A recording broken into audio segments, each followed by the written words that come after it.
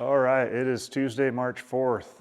Here's the weekly update. We got a new GT3RS in here that we have tore down.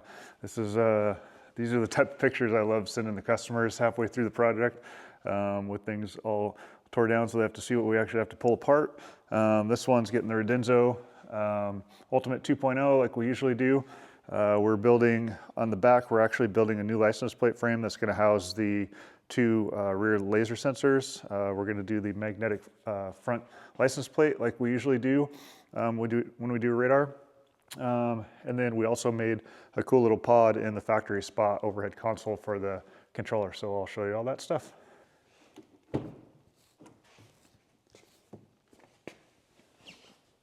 So you can see up here, we made an insert into a factory blank spot for the Redenzo controller. It snaps right in there so nothing gets cut inside the car. You can go right back to stock if it needs to. Up front, we'll be doing the 3 sensors down here in the mesh part area. So we've done one of these before, so we kind of know how everything should go and needs to run. You know, it's definitely a big deal to put these radars in. A lot of people are always wonder, you know, why do they cost what they do? You know, a typical one takes us anywhere from, I would say, 24 to 32 labor hours by the time we're done with it, by the time we build all the brackets, mounting pieces, things like that. We haven't really had too many of them go over 32 hours. There might have been 1 or 2 where we built some specialty pieces that needed to be painted. But as you can see, you know, these are all the parts that have to come off. Full bumper removal, front and back when we do it. So when we take the bumper off, you know, we tape everything up where we're going to be working. This is kind of a mock-up of the plate frame we'll be making. So we will have to modify this piece here to get the shifters to fit in there, or the laser jammers. But this is a replaceable piece. So if you ever did want to sell the car as factory, we could just take this, buy a new one of these, and then bolt it on from the back, and there wouldn't be any holes drilled. You know, this just shows you how many parts there are to these radar systems. You know, there's a couple different brains, there's the speaker, there's 2 GPS antennas, there's the radar front and rear, all your extension cables, all your laser sensors, there's 5 of those, center TX sensor, you know, controller cables, everything. So there's a lot of parts and pieces that go into these radar and laser jammers. So it's not an easy one. I wouldn't recommend somebody to try and DIY it. I mean, unless you really, really know your car and want to spend a lot of time doing it. Anyway, just thought I'd show you all the parts and pieces that go into something like this. As you can see, this thing's pretty sweet. They got all the vents and stuff off because they're doing a wrap on it. Usually it goes to the guys. There's some guys down the street that do the wraps. They do an awesome job and details. They'll usually do most of the wrap and then bring it to us. We'll do the radar, and then it'll go back to them for final cleanup, and then they'll put, you know, all their pieces back on, like the vents and things like that. So it works out good. That way, if we get any fingerprints or things like that on things, or, you know, things get dusty while they sit in here, that way it gets all cleaned up before it heads back to the dealership to be delivered to the customer. All right, what else we got? The Ford GT, we tried that Truly woofer in the box. Sounds awesome, but we weren't really happy with exactly how the box looked. So we took and we shaved some of the front off, and we're gonna do fiberglass right there. We shouldn't be losing much, if at any, airspace by doing that part in fiberglass, but it just flows a lot better with that seat over there, and it also gives a little bit more room for your elbow when you go to shift. So we were trying to find airspace for that JL woofer, but using that Truly one, it doesn't need quite as much, so this should work out pretty good. And then this will all be wrapped in vinyl or leather with probably some stitching that goes down here. All right, on to the Chaparral build. We've been working on that amp rack that I showed you last week. Here is the back of it. Mark got it all wired up. Made all these on the CNC. These are like little hold downs for the wires. These are extra bracing to stiffen up the amp rack. These will be all the remote turn-ons.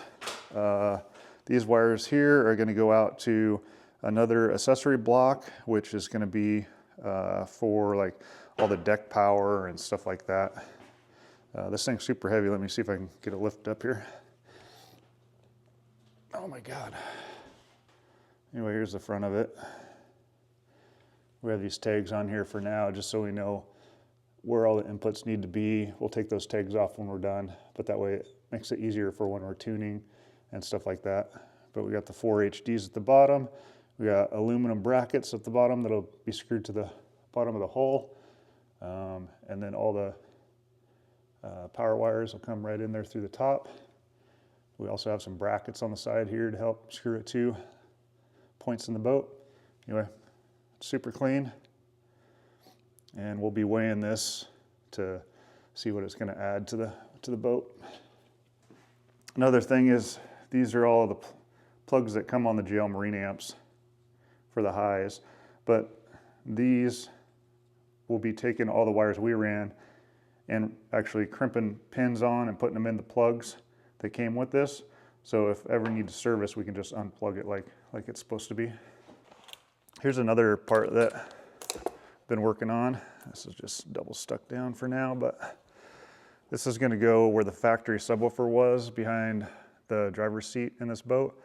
So that'll be the brain for the stereo, and then epicenter for the subs.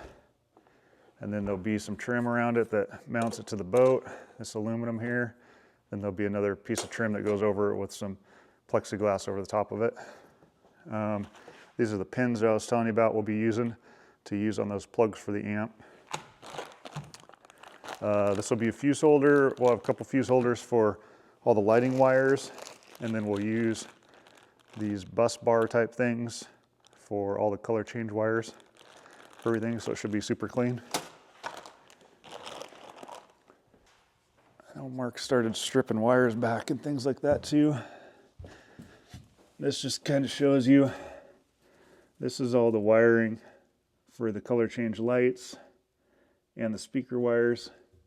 So all this will need to be labeled and taken apart and put to the right direction, but you can see everything that goes across the boat here nice and clean. So those amps will sit back in here. You can see this little mount he made. So that's like a little C channel. So that other bracket that was on the amp rack, that'll slide right in there to line things up. And then those aluminum ones that you saw coming off the bottom will make it so it can screw to the bottom of the boat here, you know, like this panel does. And it's far enough in, you know, obviously it's not going out the side of the boat, but it'll be nice and sturdy. This is where we're going to put the controller in the epicenter. So we'll cut this out a little bit bigger. And then if for some reason this boat ever needs to go close back to stock, we could just build a new trim panel here and mount the woofer in the trim panel. I doubt that'll ever happen, but it could be reversible if needed. I think I showed you last week, got the bout speakers in. These were the factory's holes. We made those are 6.5s, we made up 7.7s, and then we added another set in the front. So also got the room ready here for drywall. They're supposed to be coming actually tomorrow. Got it all done, vapor barriered. Everything looking good. Everything marked so I know how high to mount TVs. Anyway, should be a fun little office when it's all done here. Well, the last thing is, last week we did a thing where we're going to give away some of these templates, but nobody responded.